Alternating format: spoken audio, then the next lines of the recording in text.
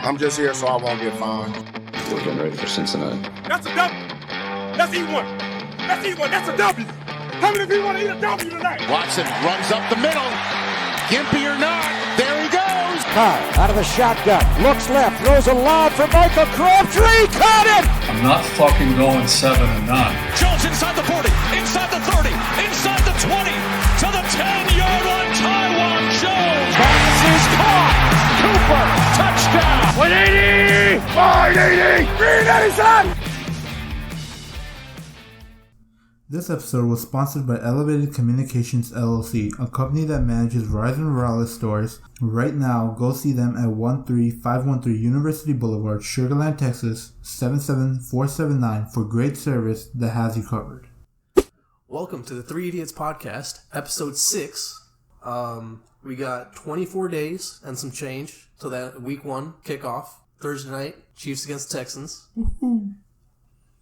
That's gonna show a really pathetic. Exactly. It's gonna be the most pathetic woohoo I've ever heard. Because he knows he's gonna lose week 1. I actually 100% believe the Texans are gonna get their revenge. It's gonna set off the. We'll talk about that. It's gonna set off the Texans' momentum. It's gonna set off the Texans. Yeah, momentum. And it's gonna be a good one. No, and they're gonna lose, and then they're not gonna win, and they're gonna have a losing season. They're gonna start 3-0. No, they're gonna have a losing season. All right, let's try to avoid talking over each other. No. I will talk over whoever I want if I am right. Okay, I am right though. You are wrong. Try not to talk over each other. I am right. You are wrong. There you go. That's better. Right. Yeah. Wrong. All right. Right. Wrong. Okay. Anyways, let's use the notes of the week. All right. You should probably cut all this out. By the way. Right. No, I might keep it in. We'll see. Wrong. Stop. Okay. All right. Washington football team and the Texans will not allow fans in 2020. Actually, no. The Texans are their first 3 games. First home game for the Texans. The Washington football team is not allowing any fans at all in the 2020 season. Yeah. And Doug Peterson is back after testing positive, so that's good for him. At least he's good to go. Alex Smith is now healthy. Ron Rivera said there will be an open QB competition earlier this week if Alex Smith is healthy. And today, a couple of hours ago, Alex Smith was activated from the PUP list. I got my money on Dwayne Haskins. Okay. Alex Smith's a good QB. He is a good QB. He's a great QB, but Dwayne Haskins is the younger and more athletic choice, I guess. That's coming off an injury, you know. Yannick Ngakoue fired his agent and is still looking to be traded out of Jacksonville. He hasn't shown up for training camp, and I guess he could pull on Antonio Brown where he just goes completely like apeshit crazy. Insane? Yeah. I mean, he fired his agent. That's not insane. That's just like a business move, you know? Like, your agent's not getting it done. I'm going to go find an agent that can. Yannick Ngakoue is a really good player. Ngakoue. He said Ngakoue. It sounded like Nguacamole. The Patriots signed Lamar Miller, so now he's in there with Rex Burkhead, Sony Michel, and someone else. James White, that's who it is. Thank you. Trey Waynes, the starting cornerback for Minnesota, got a pectoral injury, and then he'll be out for at least 2 months. William Jackson III and Mackenzie Alexander and also Darius Phillips will have to fill that void, so that's kind of a big blow to the Vikings defense. Vic Beasley got placed on the NFI list, non-football injury list. He passed his COVID test, but he failed his physical. Remember, he showed up late to camp, about 10 days, right? And he shows up and he fails his physical. Wait. Who? Vic Beasley. Oh, okay. So this is just me speculating, but it could be he hurt something in the offseason and he was trying to hide it. That's why he showed up late. Was Vic Beasley a signing, like a free agent signing? Yeah, I think he signed with the Titans. Yeah, I know he signed with the Titans, but was it a free agent? Or was it free agent. Okay, yeah. He got cut from the Falcons because he sucked ass, or they just didn't re-sign him because he was garbage. He wasn't productive, except for he wasn't productive enough. No, during the Super Bowl year, that was his only productive season. All right, so the Texans signed P.J. Hall, finally, giving him a job when no one else would. Sean McDermott signed to a 6-year extension. So I forgot to see how much it was, but he's a good head coach. I mean, yeah, he's gone to the playoffs twice. Once with Tyrod Taylor, second time last year, right? Yeah. Cowboys signed Everson Griffin to a 1-year, $6 million deal. Yes, sir. That was a steal. That was a steal, really definitely. Good Great steal. signing for the Cowboys. Thank you. No problem. Who are you thinking? What? The Everson people who Griffin. let the people who let Everson Griffin sign to the Cowboys for $6 million. Oh, the Vikings. All right. Okay, this is big. George Kittle, the best tight end in the NFL, signed to a 5-year, $75 million extension. $30 million guaranteed. $30 million guaranteed. $40 million in case of injury. He's officially the highest paid tight end in the NFL, and he's 26 right now. This contract will take him through till he's about 32 years old. I just gotta correct you on one thing. He is not the best tight end because Travis Kelce is better. He is definitely the best tight end in the NFL. Travis Kelce. Speaking of, Travis Kelce signed to a 4-year extension, getting him about $57.25 million. So you guys know, Travis Kelce gives me douchebag vibes, but I'm throwing this out there because he did this, and it's worth noting. He announced that he's going to be buying a building for his 87 and Running Foundation to give inner-city Kansas City teenagers a safe place where they can study science, technology, and engineering and mathematics. He says that I'm purchasing a building that will be the future home of the Ignition Lab, powered by 87 and Running, a co-working space where these teens will have the support, resources, and opportunity to explore careers in STEM and launch their own entrepreneurial ventures and gain real-world experience. So that was a cool thing that he did. Very cool. That was like right after he signed his new contract. He might give off douchebag vibes, but his brother's like a teddy bear. Is he? Jason Kelce. Oh, that's right. I love Jason Kelce. Yeah. The Bills signed left tackle Dion Dawkins.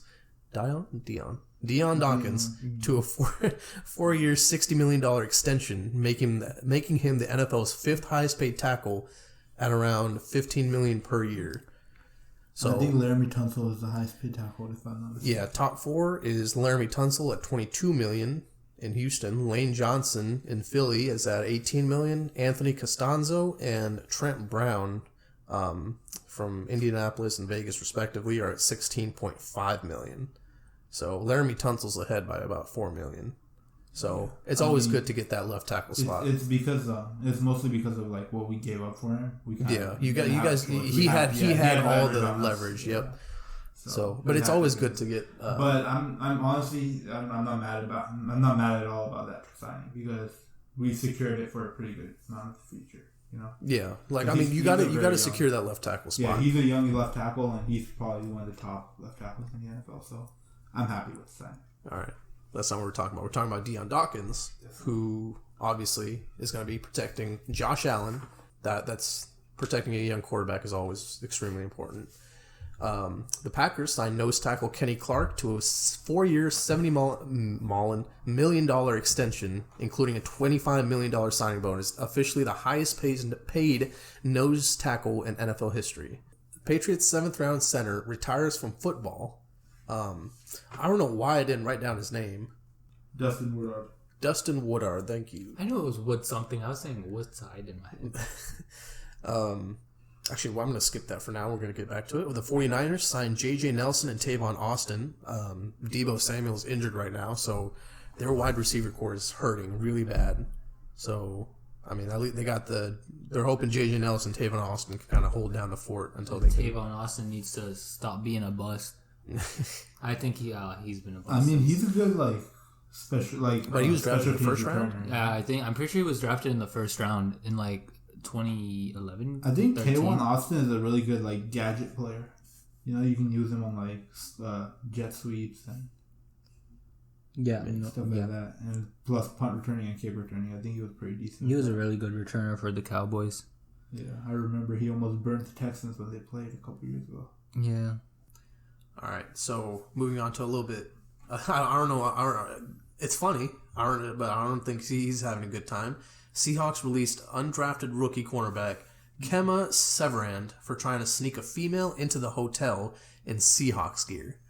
If you're an undrafted rookie, how stupid do you have to be? He gave up his chance at the NFL. For something really dumb. Really dumb. That's absolutely ridiculous. I mean, but sometimes you just want to fuck. I guess. But I mean, did he even get any action that night? He probably did. I mean, they didn't catch him until later. I mean, actually, I don't know. It's a good question. They have roommates too, so yeah, kind of weird. I don't know, but apparently they caught him on camera. The fact that someone actually saw him on camera is actually pretty good. That was a really I've worked in a hotel, and I watched the cameras a little bit. No, you didn't. You played PS4. Literally, freaking. Okay, that's not the point. 99% of the time. No. This is the point because look, he got caught on camera. Okay, so someone had to have been paying attention. Or someone ratted him out and they went back to the cameras to actually check. But if there was a security guard who actually was watching the cameras, good on him, because he was doing a lot better job at that than I was. Yes, because you were playing the PS4. All right, Jadeveon Clowney. There's been rumors he goes to Houston. A lot of rumors about where he's going to go. But he is an idiot. He's been offers. He's been getting offers as high as $15 million, and apparently he didn't take it. And let me put some points out there, okay? He's only $1 million at $15 million per year, right? He'd be only $1 million under JJ Watt, about $2 million under Eric Armstead and D Ford, and about $2 million more than Brandon Graham at $15 million per year. I think that's pretty good for him. I don't know what he's expecting. He's not Khalil Mack. He's not Aaron Donald. I don't know what he's asking for. He's not an elite pass rusher, but he wants to get paid elite pass rusher money. Exactly. And he's a really good run defender. And he can do pass rushing. And the thing is, honestly, this kind of on topic but off topic, but I was talking to you about it, but I think as of right now, the best fit for Jadeveon Clowney would be to go to Houston. Especially because of how the COVID situation is going on. Mm-hmm. And he already knows the Houston playbook. He knows the players there. He's acquainted with them. Right. And so I think if this is a prove it year, if the Texans could sign him to a 1-year deal, and he just signs it, and this his prove it year, right? Then the best possible place for him to play right now would be Houston, because he would already be acclimated to the system. And I can see having confidence in what you can do. But his ego is getting too much. Also, he was really good in blitz and stuff. Right. And Anthony Weaver, he's gonna be implementing a Rex Ryan type defense as well, which is a blitz heavy defense. So there's that. You guys have a new DC? Yeah, Anthony Weaver. So isn't the playbook gonna be different? No, he's gonna implement some of what Romeo Crennel did and some of what Rex Ryan did, because he was a assistant defensive assistant under both of them. Okay. And so he learned a lot from both of them. So what he's gonna do is he's gonna mix both of them together to make a defensive plan. So we'll see how it goes. But a lot of people are very, very confident that it's gonna be a very good defense this year. All right. The NFL lifted the rule for teams in terms of trying out free agents, so they can actually try out players now in person. Before they also needed an open roster spot, and they still couldn't do in-person tryouts. So now they can actually physically come in and do it. They can also do virtual and stuff like that if they want to, but they don't need an open roster spot, and they don't need to follow that original rule now. So that'll make it easier for teams and free agents to get signs. Last news happened earlier this week. Sammy Watkins took a pay cut, probably to balance out Patrick Mahomes' giant fat-ass contract. I'm pretty sure the Chiefs are pretty high up there on their in the cap salary thing, and they're kind of fucked right now in terms of money. So it'll be kind of interesting to see how they deal with their cap situation. But that's all I got for news. All right, topic 1. We got which 2 games are we looking forward to the most this next season? But you can't choose week 1 because everyone's looking forward to week 1. Texans and Chiefs. Obviously, kickoff game. Which is a great way to kick off a game, I'm just saying. Deshaun Watson versus Patrick Mahomes. So we're all looking forward to that. We're not going to talk about that just yet. We'll talk about it when we cover week 1, 3-4 episodes from now. So we'll get to it, but that one, you can't do that one. So which one do you guys want to start? Me? Why me? I'll start. Okay. The two games I'm most hyped to see is the Ravens versus Chiefs, because it's an offense versus offense battle, and it's gonna be a still have straight good shootout. defenses. Yeah. The Chiefs have an alright defense, but it was really coming along last season. Ravens defense, towards the end of the season. But like at the beginning, it was pretty trash. Yeah, but like what I'm trying to say is it's going to be an offensive shootout most likely. And another game I'm excited to see is the Cowboys versus the 49ers because a really good offense versus a really good defense to see who comes out on top is a pretty interesting. Interesting what? It's a pretty interesting to watch. Yeah, it's pretty interesting to watch. Anything, but for the Cowboys and 49ers, I feel like, I'm not sure about you guys, but I'm kind of down on the 49ers this year. I think they go like 9-7, to be honest. Don't sleep on their defense, dude. Yeah, I'm not. But plus, Jimmy Garoppolo actually had a really good year. No, he didn't. He was just a. He was there. He was there. He wasn't just a game manager. No, he was definitely. Look at his stats. And especially Deebo Samuel's injured. Wait, what week is that game? I just know it's on December 20th. Okay, so it's later on in the season. Yes, sir. Okay, so maybe Deebo Samuel will be back by then, but I'm not very high on their wide receiver core. Their defense obviously is good, but they got D Ford and all them. But even then, I just don't feel it. I'm not feeling it. I can actually see them going pretty far. Again, I think they're at least going to make the playoffs. When you look at the division, though, and we're actually covering that division today. So no, we're not. Yeah, we are. Are we? Yes, the NFC West, Nikki. Bro. Yeah, right. He is at another level today. I'm tired. Okay, continue. All right. So the two games that I'm looking forward to is, first, they're actually both Week 3 games. It's going to be the Steelers and the Texans because specifically for the fact that Derek Watt, TJ Watt, and JJ Watt will be playing on the same field, which is crazy. It's the Watt brothers, but that's just my own thing. But I think the Steelers defense and then the Texans supposedly supposed to be a high-powered offense. No, not supposedly. Supposedly to you. Supposedly to Nakib and other delusional Texans fans. How many videos did I show you of people saying that the Texans offense is high-powered? And it doesn't mean it's going to happen. It doesn't mean it's going to happen. That's why I said supposedly. He's talking about delusional Texans fans. Yeah. No, I'm talking about Good Morning Football. All right. Well, anyways, they always butter up the freaking fans. They always butter up the fans. Anyways, and man, y'all ain't yours. We're not arguing about that right now. I'm not. They're not gonna make playoffs. All right. Anyways, continue. Go on. But my second game is the Cowboys and the Seahawks because it's basically for the same reason that Ahmad said. They're Seahawks defense versus the Cowboys offense, which will be a good game to watch. It will be interesting. The Seahawks and both of them unless the Cowboys offense completely falls apart, which will be really funny. The Dallas, that could be actually like a pretty big game in terms of like playoff positioning, since they're both in the NFC. So that could be one to watch. All right. So I got Seahawks and 49ers in Week 17. All my games are Week 7, like in the later like part of the year, because with this whole COVID stuff, no preseason, no actual games, no actual game reps, it's going to be kind of tough for teams to actually like get like really proficient at their defense. So the first few weeks of the NFL are going to be kind of sloppy. And they're usually sloppy, but with the COVID thing going on, it's going to be more than usual.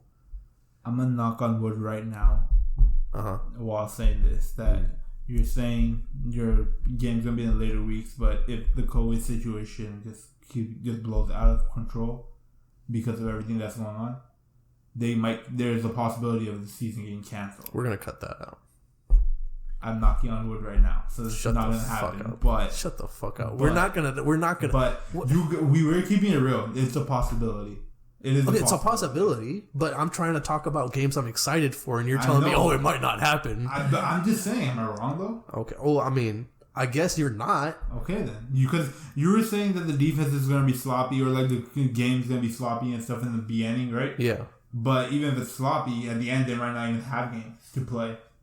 Okay. So I mean, so what you're saying is I should appreciate the beginning of the season more. Yes. I'm going to appreciate it. It's football. It's football. Of course, I'm going to appreciate it. But in terms of quality games, the way you're talking doesn't sound like you were appreciating it. I was appreciating these more. Anyways, all right. Seahawks and 49ers, definitely. Playoff positioning is going to be major in that one, I think. Especially, and division rivalry is going to be big. So, like I said, I don't think the 49ers are going to be all that great this next season. I could be wrong, but I just don't see it. So, it might not be as like close to a game as people think, except for that defense, obviously. But we'll see. Maybe Deebo Samuel's back by then. Maybe their offense is clicking. The second game I got is Vikings and Saints, Week 16. Again, a division game. Obviously, there's a revenge factor here with that bad call. You guys remember the game. Obviously, that was some BS. But Vikings and Saints, that will be a really good game. They already hate each other. What? Well, okay, sorry, not BS. The guy who missed the tackle. That was a long time ago. Yeah, but there's still some friction. Yeah. Especially in between the fans. Saints tend to choke in the playoffs a lot, so. I mean, they've done it for the last 3 years. Yeah. They have choked in the last 3 years, so. But yeah, Saints. It's going to be in. What's it called? In where are the Saints? New Orleans. Where are the Saints? I forgot. I had a break. Mercedes-Benz? What do they call it? The Superdome. Superdome. That's what it is. That's what I'm looking for. It's going to be in the Superdome, and it's going to be a tough game. I'm high on the Vikings. I think they're going to be able to win this game. But yeah, those are the two games I'm most excited for. Obviously, playoff contention and division rivalries are really big for me. But these two games, Bills at Patriots in Week 8 and Patriots at Dolphins Week 15. The Patriots have a history of choking in Miami. And if the Dolphins are actually decent enough, they could potentially keep the Patriots out of the playoffs or keep them from getting that. That's a big thing right now, anyways, because most of their defense is sitting out, which is one thing, and another thing is they're on Tom Brady. And that's true. So obviously, their quarterback situation is still in the air. That's why I didn't mention these two first, because it's all dependent on how good the Patriots are. Yeah, if they're good enough to make. I'm not gonna. If I was a betting man, I wouldn't bet on the Patriots right now. You are a betting man. Okay, but then in that case, I would not bet on the Patriots at all. All right, but so obviously the Bills are good. So Week 8, it will be finally Bills Mafia being able to kick the ass of Patriots fans. Then the Patriots obviously had the Dolphins. Like I said, they kind of have a history. So that's all I got for games. You guys want to add anything? No? All right. I'm good. All right. Topic 2, the most improved defenses in our eyes in the NFL going into 2020. You want to go first, Nikki? Yes. The most improved defense, I think, is going to be the Seahawks defense, especially after adding Jamal Adams. That's basically secured their safety, their secondary. So player, adding one player has a. It's Jamal Adams. He's the best safety in the Remember NFL. when Khalil Mack joined the Chicago Bears? And the Bears just blew up. And whenever Jalen Ramsey got drafted by the Jaguars. Mm-hmm. They got their starters are Shaquille Griffin, Jamal Adams, Marquise Blair, Trey Flowers. Like they have a pretty solid team back there. So I'm really high on their secondary. Not to mention Bobby Wagner, who is like possibly the best linebacker in the NFL. Plus, they drafted what's his name, Jordan Brooks. Yeah, he's a really good defensive player. Also, I think the most improved defense next year or this season is gonna be the Redskins defense because for 3 main reasons. Okay, they signed Kendall Fuller, who was a really good cornerback on the Chiefs, and now he's going to be playing there in Washington. The second reason is Reuben Foster is going to come back, who had a really good rookie year for the 49ers, and then he got suspended, obviously. And the third reason is because they signed Ron Rivera as their head coach, and he's a defensive-minded head coach. So he's going to lead that defense to really good success. I like the Redskins defense. Especially, what's his face is back. Mason Foster. I dropped the Redskins defense for the Seahawks defense in fantasy. But wow, that's good. Well, we're not going to say they're being good, just the most improved. In episode ago or last episode before that, you said you would pick up the Redskins defense and you'll play it. I drafted the Redskins defense, and I was thinking that they were going to be my defense for the season, but then I decided to cut them because the Seahawks defense was a free agent for some reason. So I'm like, why not pick up the Seahawks defense? Cool. It's a fair point. All right. For me, it's going to be the Dolphins. And like you guys know, I'm high on the Dolphins. They got a new DC, Josh Boyer. He was a positional coach, DB coach for the Patriots. Obviously, they got, what's his name? I keep forgetting his name for the Dolphins, the head coach. Brian Flores. Brian Flores, that's it. So, obviously, there's a whole lot of New England kind of vibes out down there in Miami. Miami. That sounded so brown, bro. Miami. We're going to Miami. Hey, cut this out. We ain't racists. Right. They don't know we're brown. Well, we are brown, so it's not racist. Biggest addition for me. You can be racist to your own race, you idiot. Yeah, but this is why this is my natural language. Why are you making fun of me for this? I'm not making fun of you. What is wrong with you?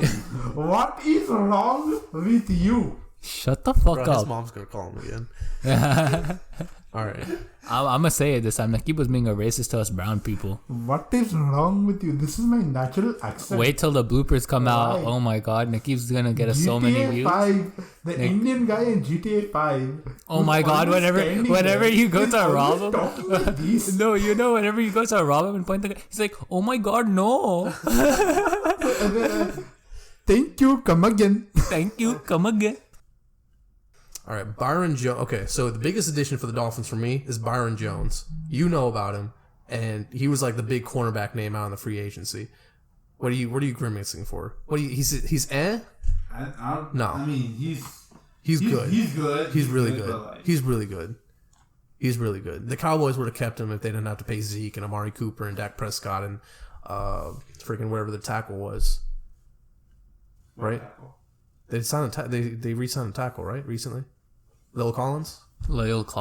Yeah, exactly. So if they had the money to spread it around, they would have signed Byron Jones. There's a reason there's a big problem in the Cowboys secondary right now. Thinking of somebody else now. So obviously they got him to pair across from Xavier Howard. They drafted the slot cornerback Noah Igbenahama. You pronounce that great, man. Why would you make fun of his name? I'm not. I don't know how That's racist. It's That's hella racist. That's racist. Okay, so now it's gonna be only one idiot. No. It's Noah Igbenogany. Igbenahogany. That was worse. I think I did, but I said it with confidence, so it makes it sound right. That's how you're supposed to do it. Igbenogany. You know, whenever everyone, hey, y'all remember when people try saying Giannis Antetokounmpo's name? They used to say Giannis Antetokounmpo. It wasn't really that hard. You just had to sound it out phonetically, and then the G just pronounced the Y. All right. Anyways, they drafted him. They got Raekwon Davis, who's a pretty good run stuffer. They brought in Shaq Lawson, Emmanuel Ogba, and Kyle Van Noy. There was a time where I called him Ugba. But, all right. So obviously they're trying to build a Patriot-style defense down there. Obviously the Patriots did very well on defense last year. So with Josh Boyer there now, he's going to be bringing some of that kind of juice down there. So that'll be really good. Brian Flores, I think, is a good coach. Obviously, offense leads to a good defense. So Tua, kind of bringing some juice down there to their offense will obviously help the defense. But that's all I got for the Dolphins. All right, next one. Final, NFC West. Let's go. Let's do it. Let's get it done. All right, so let's talk about the Seahawks first here. Okay. I think the Seahawks are actually going to win the division. Not the 49ers. I think the 49ers are actually going to lose the division. The Seahawks are going to win the division because their offense is very good with DK Metcalf, Tyler Lockett. They have left tackle secured with Dwayne Brown, who used to be a Texan. He's kind of old, though. But he's still pretty good. Obviously. And the biggest X factor is Russell Wilson, who literally has been carrying the team multiple times. He's a god in Seattle. And also there's Greg Olsen, who's also in there. I forgot the Seahawks. Greg Olsen, who signed with the Seahawks, and so he's got a weapon in the tight end. He's got Tyler Lockett, who's a very good receiver. I think he's a slot receiver too, right? Tyler Lockett? Yeah. Yeah, Tyler Lockett's a slot receiver. Oh yeah, so Tyler Lockett, and then they got DK Metcalf, who's a very promising rookie. Or second year now. Yeah. Rookie last year. And I already talked about their defense, which is pretty dominant. It's going to be pretty good. So I'm going to give the Seahawks the division this year. I agree, though. I have to say the Rams, Sean McVay is obviously they had kind of like a down year. They're obviously going through kind of a rebuild right now with their salary cap. Big time. They traded away what's his face, Marcus Peters. Where's Marcus Peters now? The Ravens. Ravens, yeah. So Marcus Peters is gone. They got rid of Clay Matthews. They got rid of a couple other pieces. So they obviously going through some changes, but you can't count them out. They still have Jared Goff. They're bringing back some of their offense. The biggest thing they're missing right now is Todd Gurley. So their offense has been running through Todd Gurley for a while. But Todd Gurley wasn't that great last season. I mean, he didn't. Okay, yeah, I know, but they were still expecting him to have some kind of effect. He's part of the reason why they had a down year. Yeah, he's part of the reason why they had a down year last year. You know, that he wasn't able to get past his injuries as well as they hoped. So they got rid of him, obviously. So now they got Cam Akers and Darrell Henderson, and I don't think they'll be able to match that kind of production. So it's going to be more on Jared Goff. But I mean, that just goes back to saying that he didn't have production last year anyway. So I mean, is it really a loss? I mean, yeah. I mean, they still Todd Gurley. What year is he in now? Oh, I get what you're saying, but Todd Gurley, right? The year the Rams had the most success was that MVP. That was the year when Todd Gurley was dominating the league. Right. So if the Rams want to get back to their Super Bowl year, right, they need their running attack was what helped them. Yeah, I know. But so they're not going to be able to. What I'm saying is you said Todd Gurley is like the biggest piece that they're going to miss. Right. But they were missing him last year. Yeah, I know. But what if he was not the answer anymore? Okay, he wasn't the answer anymore. Okay, that's what I'm saying. That's my point. He wasn't the answer last year. They had a down year. Now he's not here at all. They don't even have him at all. So they could be the same as last year or even worse if Cam Akers and Darrell Henderson or better if they can work. If Cam Akers or Darrell Henderson. But like I said, that's a big. And a lot of running backs like that perform to the level they're usually expected. When a starting receiver or starting running back goes and a backup takes over, usually the backup really takes a step up. That's true. That's fair. I mean, anyways, they still have Robert Woods, Cooper Kupp, Jared Goff's favorite targets. They got Tyler Higbee. I wanted Tyler Higbee in fantasy, but someone else fucking took him. Tyler Higbee isn't good. He's their starting tight end. I'd take him over whoever decent. I got right now. I like Jonnu Smith better. I like Travis Kelce better. But Jalen Ramsey, he got traded in the middle of last year, right? Jalen Ramsey? No, Marcus Peters got traded in the middle of last year. Yeah, Jalen Ramsey got traded. Yeah, no, Jalen Ramsey also got traded. He didn't get traded. Did he get traded? No, that was 2 years ago. He got traded. No, it was last year, dude. Oh, really? Okay. It was in October of last year. So Jalen Ramsey got traded. He's going to have a full offseason now to kind of get used to the playbook. So their defense is still going to be pretty good. But like I said, they're going to be in their new stadium as well. So it's not going to be a big point of emphasis, obviously, because there's going to be reduced capacity or no fans at all. So that's not going to be as big of a thing, but still, it's something to mention. But compared to maybe like the Seahawks, the Rams are kind of poor right now because they're replacing a lot of players on defense. Obviously, like Clay Matthews, they got freaking who else? Marcus Peters is gone, so they're replacing a lot of players. And compared to the Seahawks, the Rams are not going to be able to get up there. Maybe they might be able to compete against the Cardinals. We'll talk about them in a bit. It goes back to what I said. I think the Seahawks are going to win the division. Yeah. But the 49ers. So the 49ers are definitely a better team than the Rams. But the only thing that's going to hold them back is Jimmy Garoppolo and their wide receiver core. Jimmy Garoppolo didn't perform very well last year. I don't know what that was about. But without a receiving core, he's not going to be able to match his production from last year, much less get better. So I honestly don't expect them to be maybe like. But I mean, their defense can't. Obviously their defense, but you still need an offense to like help you. I mean, as long as you have a competent, like serviceable offense. That's what I'm saying. It's not going to be serviceable. But they're signing J.J. Nelson and Tavon Austin, right? I mean, like I said, Tavon Austin's a pretty good gadget. Okay, but gadget players isn't going to move the sticks. I mean, consistently. Not consistently, but like. Exactly. So you got Tavon Austin and J.J. Nelson as some of your like top two targets. They might have. How long is Deebo Samuel out? It's not. We don't know. We don't know. Okay. Yeah. So Deebo Samuel broke his foot. When did he break it? It was back. It was earlier this offseason in June. Okay, yeah. Then he should probably be back by the second half of the season. We'll keep him off the field. Yeah, he'll be there in the second half of the season, but he's missing all of training camp. So yeah, it's gonna be hard to get on the same page with this. So plus he's got to be in football shape. Exactly. Okay, the Cardinals, I believe will be like either a fringe playoff team or they'll barely miss out because they have a nice. Their offense is nice. Kyler Murray's in his second year. They have a nice receiving core. It's complete.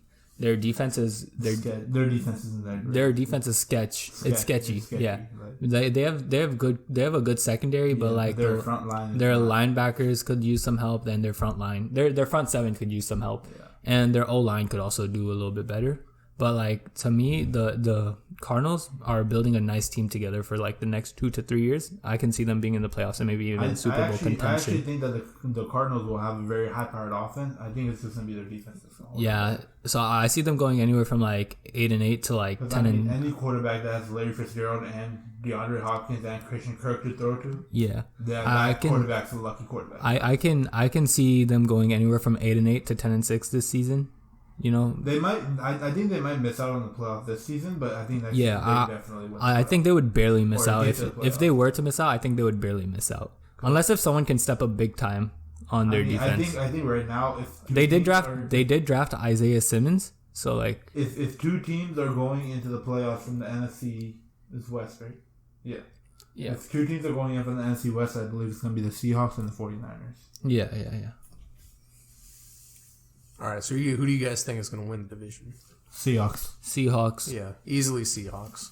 But okay, how about this? Who's going to get second in the division and potentially 49ers? I think the 49ers or the Cardinals, they're just going to both be average. I think they're both going to miss out and be. I'm going to say if we're talking about someone who's going to get second in the division, I think it'll be the 49ers. 49ers, yeah, the 49ers. But next year definitely could be the Cardinals. Cardinals could actually win. If this year they could win their division if they actually know how to. Isaiah Simmons, if he's as good as advertised, like way better, because he's a very good hybrid player who can play anywhere from safety to DN. Yeah, he's a very versatile. He can move around, and if he can help his team in a good way, he can make an impact on that defense. Yeah, but I mean that Seahawks offense, their defense is too stacked right exactly. Now. So, I mean, I don't think the Cardinals could pull out a division win, but they can definitely beat out the 49ers. No, I can see them pull out like. Actually, no, their defense is too stout. The 49ers defense right now is way too stout to to beat out. So I think this year for sure it's going to be the Seahawks and 49ers that are like competing. Yeah, I think Rams are still in last though. Cardinals are going to compete. I don't think Jared Goff is a franchise quarterback at all. Like money he got paid was a fluke season. The system carried him. Yeah, Jared Goff is a game managing quarterback. If he has the pieces around him, like actually elite pieces around him, then he can basically. He did not carry that team. That team was carried, but it was actually Todd Gurley who carried that team. Yeah, that team was carried by Todd Gurley, and then so we already talked about that. It was Todd Gurley who was pulling. Exactly. This episode was sponsored by Elevated Communications LLC, a company that manages Verizon Wireless stores. Right now, go see them at 13513 University Boulevard, Sugar Land, Texas, 77479 for great service that has you covered.